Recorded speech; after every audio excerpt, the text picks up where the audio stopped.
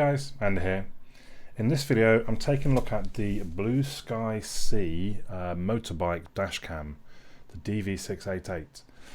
You may have seen I did a dashcam from Blueskysea last year, I think, I don't know, and it was generally quite a good dashcam. I stayed in touch with them. They kind of, it's interesting, they had sort of asked me questions about it, I think. They'd offered me some suggestions to some of the problems that I had, and they generally seemed quite an engaged company. I think they knew that I rode a motorbike, so they said, did I fancy taking a look at their motorbike dashcam? And obviously I said, yeah, please. So some of the features: double lens. I don't know if that's talking about the front and the back. I assume that's what it means.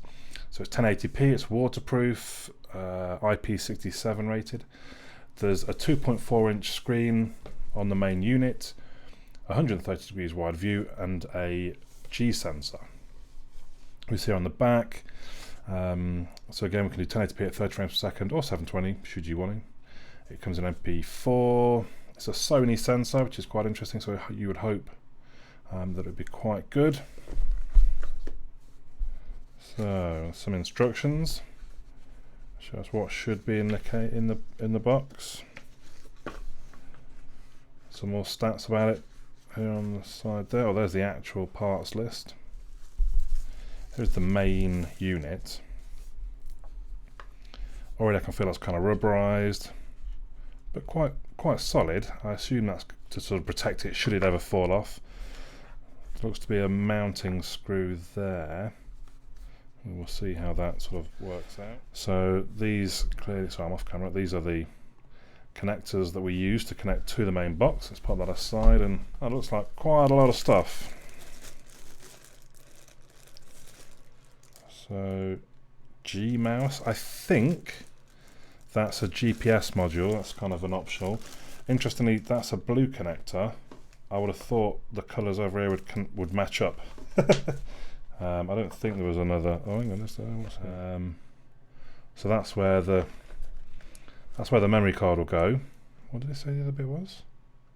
Reset. So there's a reset button just there on the left. I don't really know why that's kind of exposed as it is. Let's just pop that back in for the moment. So yeah, that is how we get into it, but I didn't see a blue connector in there.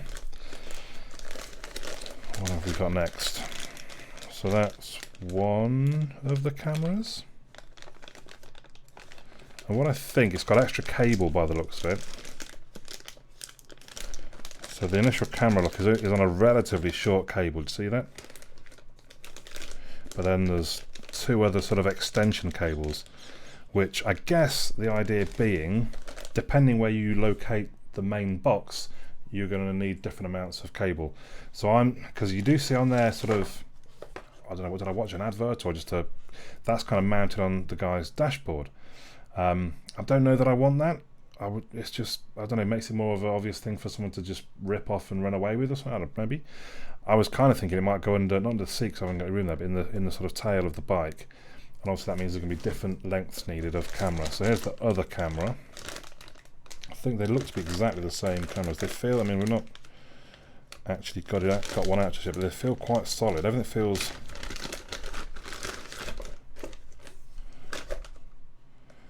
So yeah, as I said, the short cable. Okay, so there's also sort of a option to strap it to something by the looks of it.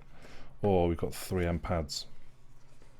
That looks slightly concave, is that the right way around? So I think the camera itself, okay, so there's a going up arrow, but I believe the camera, I don't know how we do it, but the camera itself should rotate if we need it to. And then when we loosen that bolt, we should be able to angle it around to get the right. So there's, okay. Alright, so yeah, there's a different type of bracket there, so you can handlebar mount the front one, I guess, if you want. A few other sort of, they look very much like GoPro clips. What else do we have? So, right, this is probably my bigger concern for installation, is just getting the power wired in somewhere. Car DVR exclusive power box. What's that? Car exclusive? Let's keep going, let's see what else there is. Right, I think I do have USB, so that's good to know. So the red, we'll go to the red.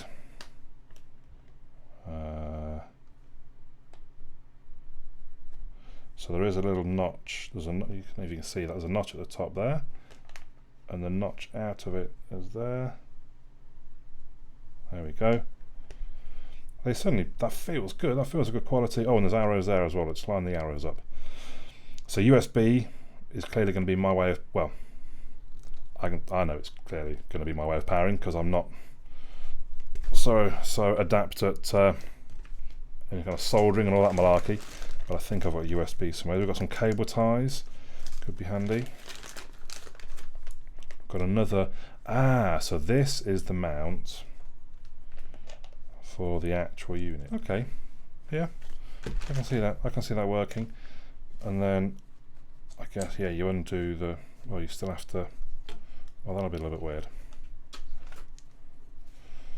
Yeah, okay. We've got loads of pads and screws and Velcro and the Allen keys in there, look. This one, I don't know what this one is at the moment. We'll have to wait and see.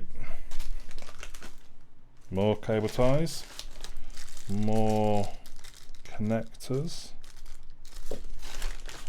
and another timing bolt. So that's all the parts. Now it's time to get it fitted to the bike and see how it performs.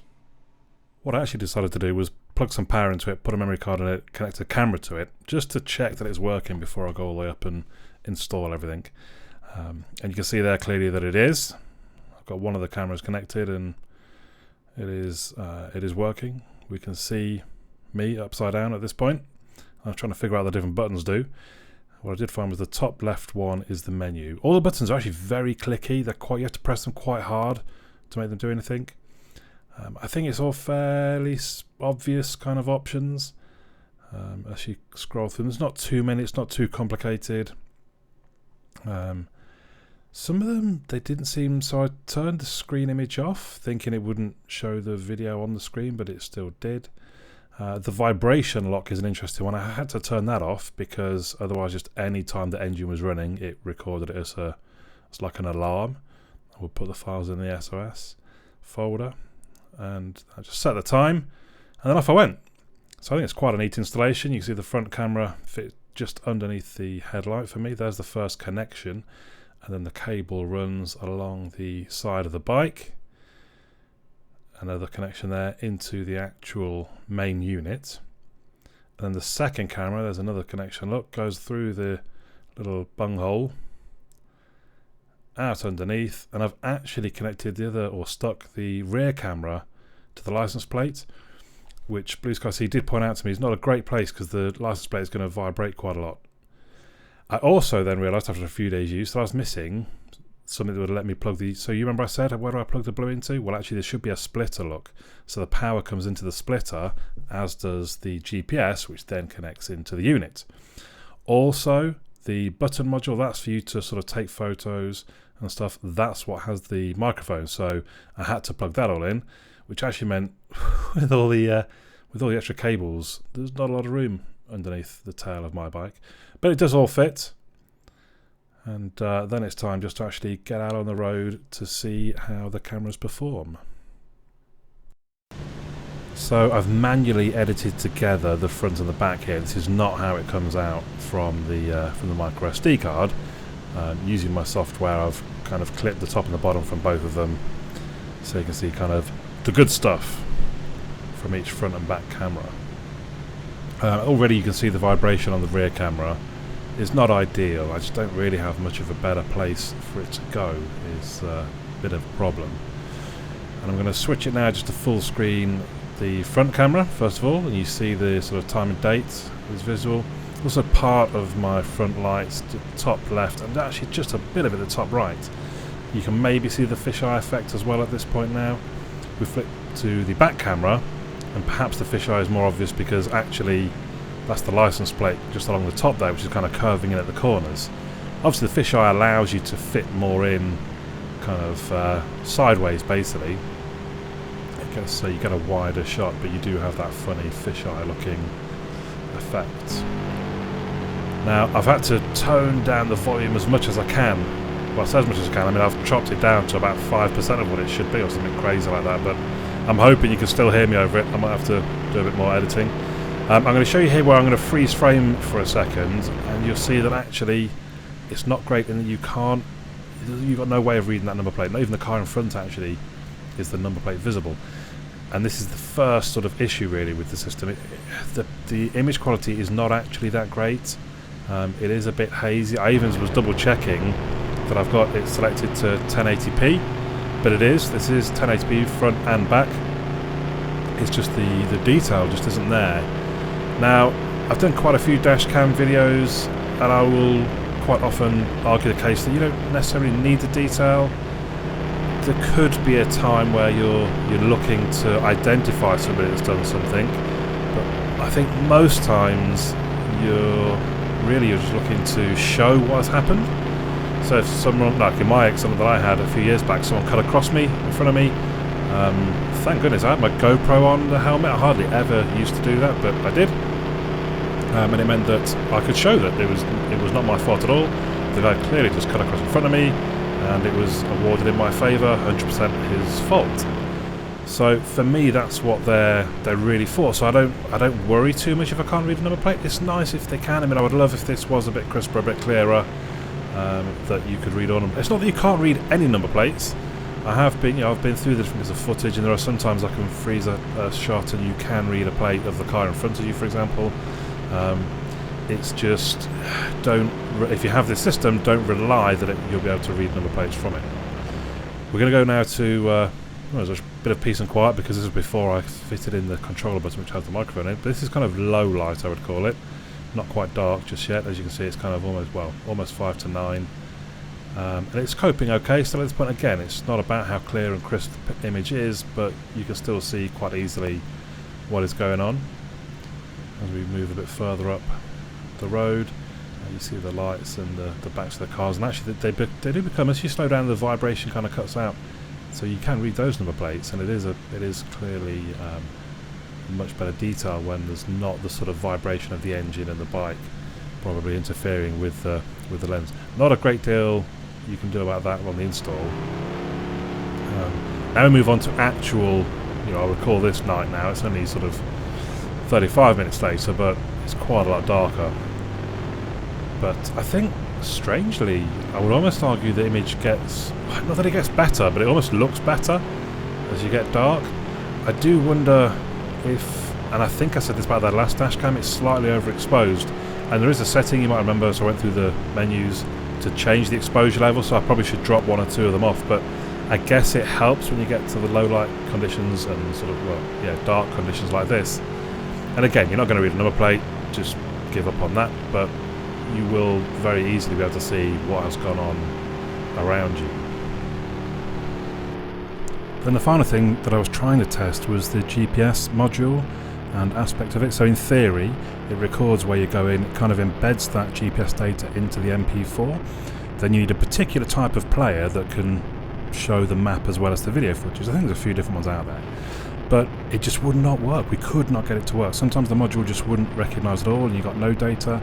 And other times, you can see here, it has got some GPS data. So you see there it says N 5139, and the west is, I don't know, 18 or something. I can't read it at the moment.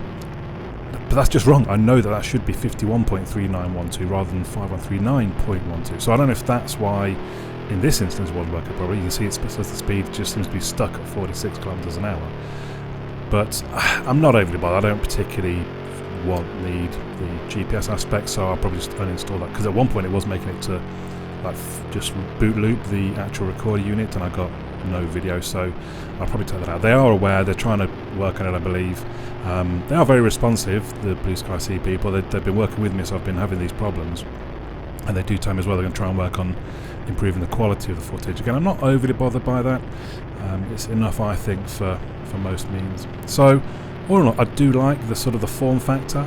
I guess I've a slight, because twice it's not been recorded when I thought it would have been, so there's a slight issue as far as reliability, and that obviously is quite key in a Dashcam. But I do like the form factor. I like sort of, it's quite nice and discreet, it's quite flexible as in the way it can be installed. So there you go, it is available on Amazon at the time of recording around £160, maybe it was £155. I'll leave a link in the video description. Do let me know your thoughts. If you have one of these, please let me know if you've got the GPS bit working, because it was quite frustrating that it wouldn't, but they seem to think that it should, so I don't know if it was something I was doing wrong. I don't think you plug it in and off you go. That's kind of how it works. So yeah, do let me know. Also, just let me know your thoughts in the comments down below. But for now, my name's Andy, and I'll catch you all again soon.